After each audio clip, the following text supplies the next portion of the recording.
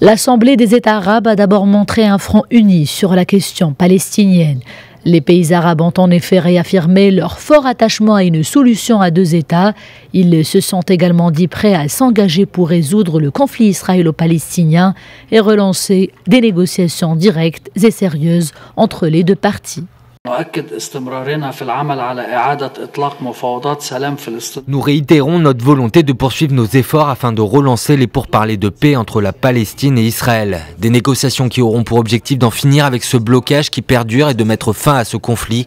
Elles seront basées sur la solution à deux États en soutenant la création d'un État palestinien indépendant avec comme capitale Jérusalem-Est. La crise syrienne qui a pris une ampleur inquiétante et qui a fait des milliers de morts et de déplacés a quant à elle occupé une attention toute particulière.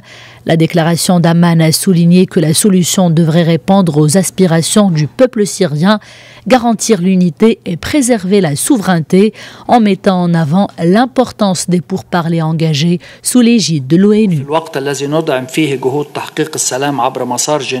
Nous soutenons les pourparlers de Genève qui représentent selon nous la seule issue pour la paix en Syrie. Nous soulignons également l'importance des pourparlers d'Astana qui visent à instaurer un cessez-le-feu définitif. Nous appelons la communauté internationale à poursuivre son aide en faveur des réfugiés syriens.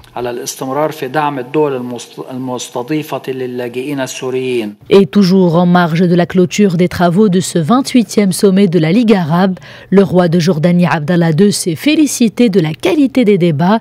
Il a exhorté les pays arabes à unifier leurs efforts et cela pour faire face aux défis régionaux.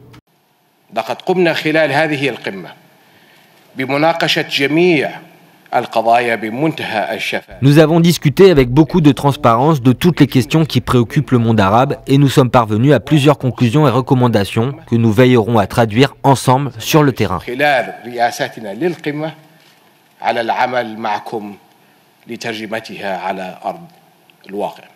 Notez enfin que c'est l'Arabie saoudite qui accueillera le prochain sommet arabe. Il se tiendra dans la capitale Riyad, annonce faite hier suite à une demande des Émirats arabes unis.